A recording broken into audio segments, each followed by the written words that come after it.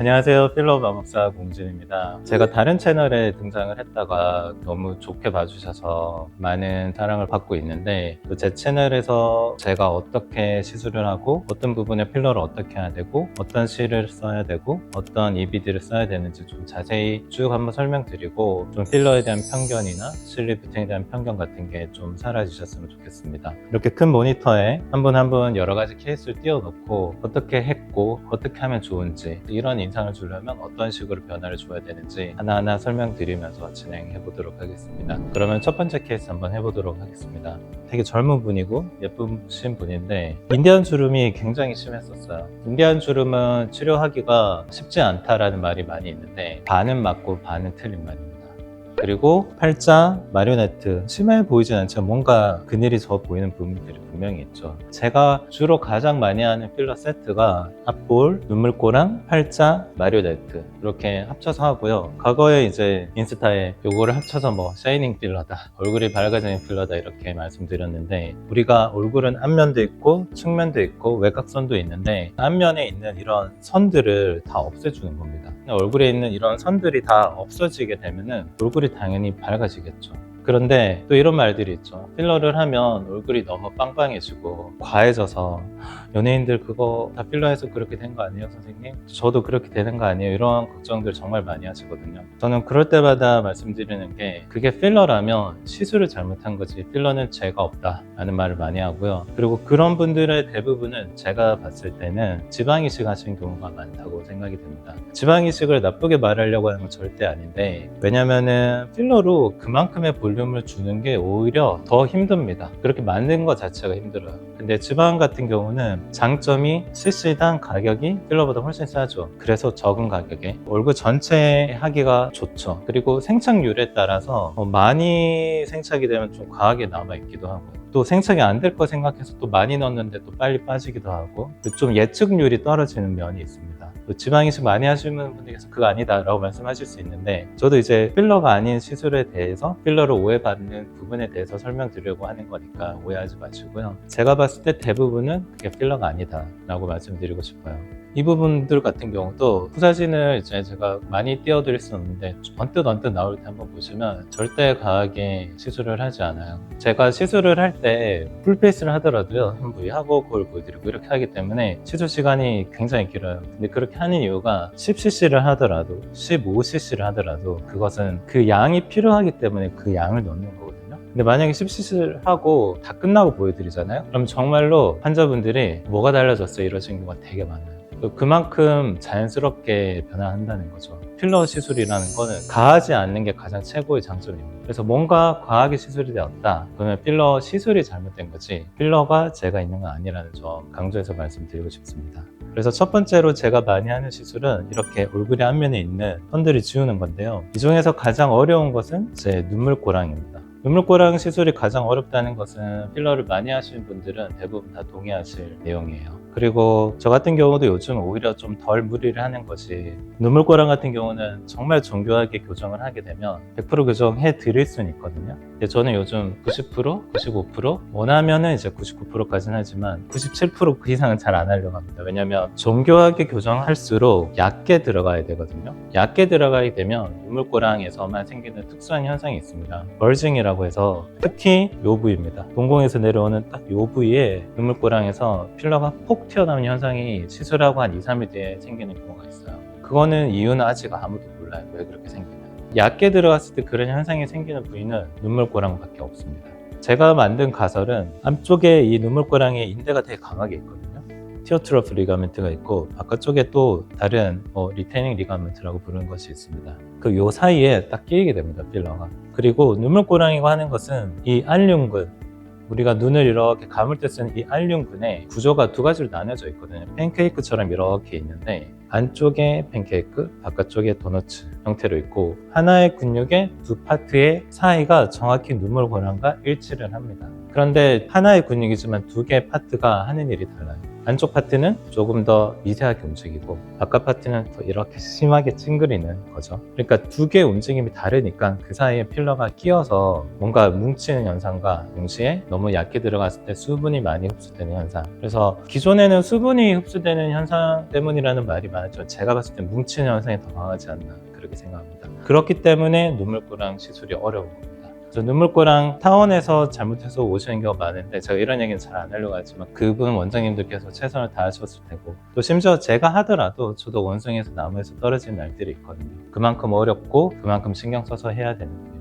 그런데 이 눈물꼬랑만 치료하러 오신 분들이 계세요. 근데 그런 분들에 있어서 한 9할은 항상 앞볼을 같이 해야 되고요. 왜냐하면 앞볼을 같이 치료를 하지 않으면 눈물꼬랑이 더 도드라져 보이거나 밑에는 꺼져 있기 때문에 위에서 아무리 채워도 계속 경계만 밑으로 내려오게 됩니다. 그래서 저는 제가 하는 필러 중에 대부분은 눈밑 필러를 하러 오시기 때문에 앞볼을 항상 먼저 하고 눈물꼬랑을 해야 된다고 말씀드립니다. 또 눈물꼬랑에 대해서 어떤 케이스가 또 많이 오시냐면 눈밑지방 재배치나 하안검 수술을 하고 오시는 경우가 많아요. 또 오해하시면 안 되는 게 그 수술이 나쁘다는 게 전혀 아니고 저도 가끔 이거 필러 하지 마시고 수술 먼저 하고 오세요 하시는 경우가 많거든요. 그런데 그런 경우에 있어서는 앞볼을 안 하고 눈물꼬랑만 하는 경우가 많아요. 왜냐면은 눈밑지방이 딱 여기 있거든요. 눈밑지방을 너무 많이 빼버려서 오히려 함몰되어서 오시는 건 되게 많아요.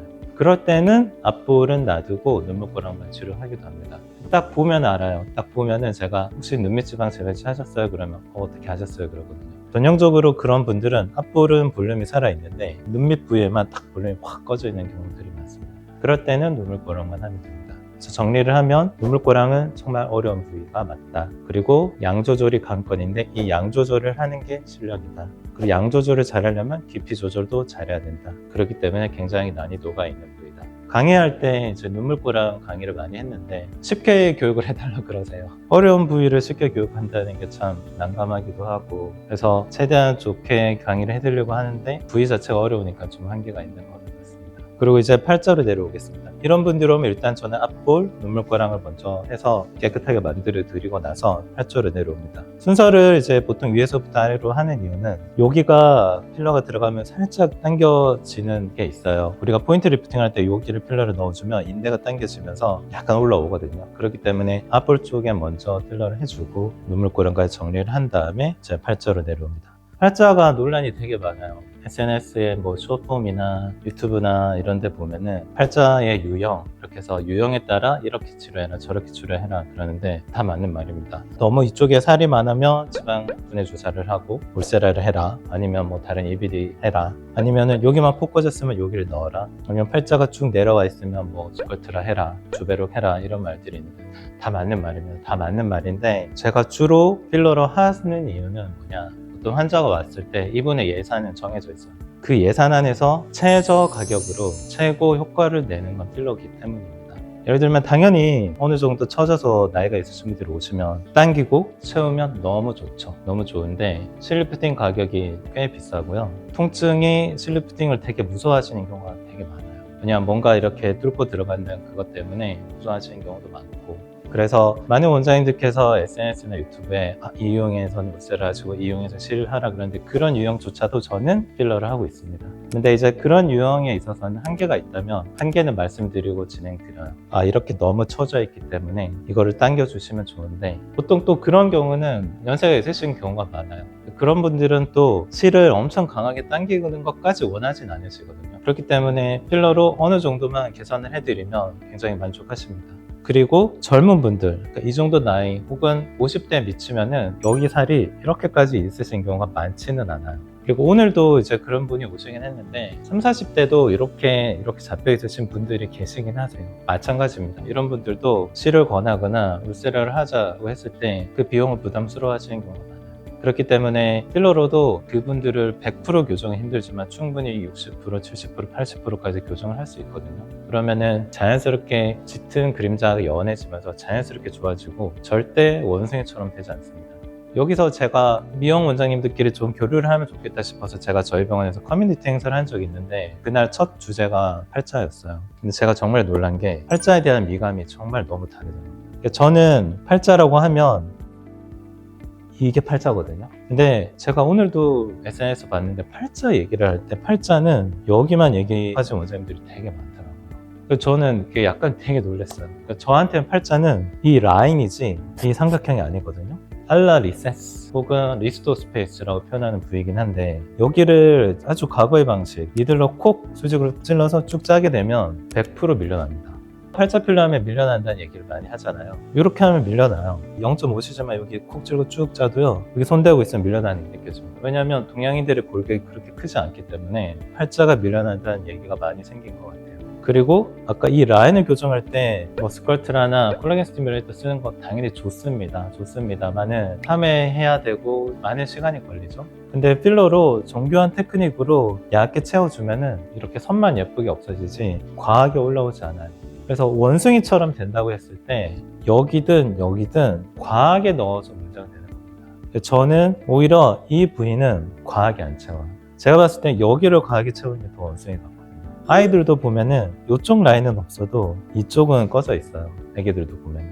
그렇기 때문에 저는 여기를 과하게 채우진 않아요. 여기가 있는 게 자연스러운 얼굴이니까. 하지만 여기를 연하게 채워서 교정을 해드리죠. 이게 이제 테크닉이죠. 제가 크레이프 케이크 필러 테크닉이라고 상표권을 가지고 있는 테크닉이 있는데, 레이어를 많이 나누자는 겁니다. 과거에 뭐 샌드위치 테크닉, 뭐 멀티 레이어 테크닉 하는데 각각의 인젝터들이 나눌 수 있는 최대한의 레이어를 나누자는 겁니다.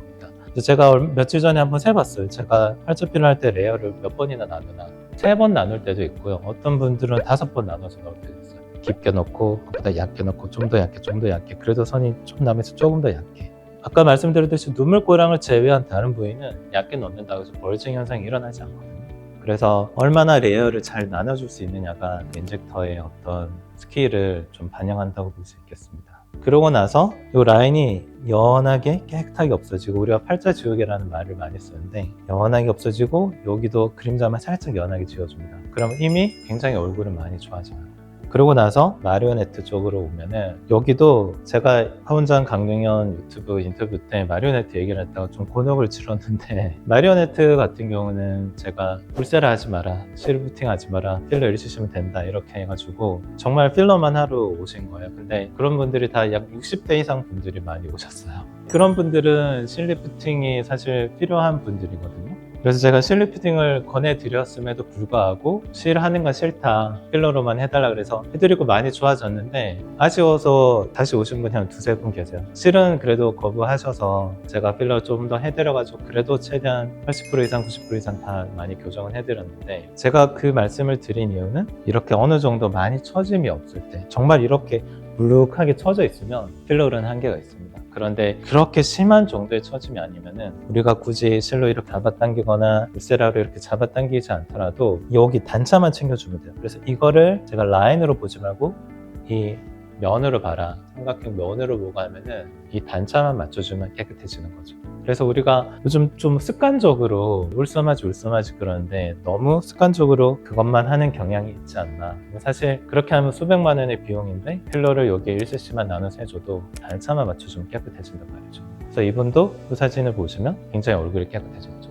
이렇게 꼭 무엇인가 EBD나 이런 걸 하지 않더라도 적절한 부위에 적절한 용량이 들어가면 얼굴이 굉장히 깨끗해질 수 있습니다. 그래서 이게 제가 가장 많이 하는 어떤 세트예요. 얼굴에 있는 라인들을 없애서 얼굴을 밝게 해준다. 그러면은 이제 또 다음이 이런 분들이 오세요. 얼굴을 우아하게 해주세요. 얼굴을 고급스럽게 해주세요. 이런 분들이 오시거든요. 그럴 때 어떻게 하는지 또 다음 케이스 보면서 말씀드리겠습니다.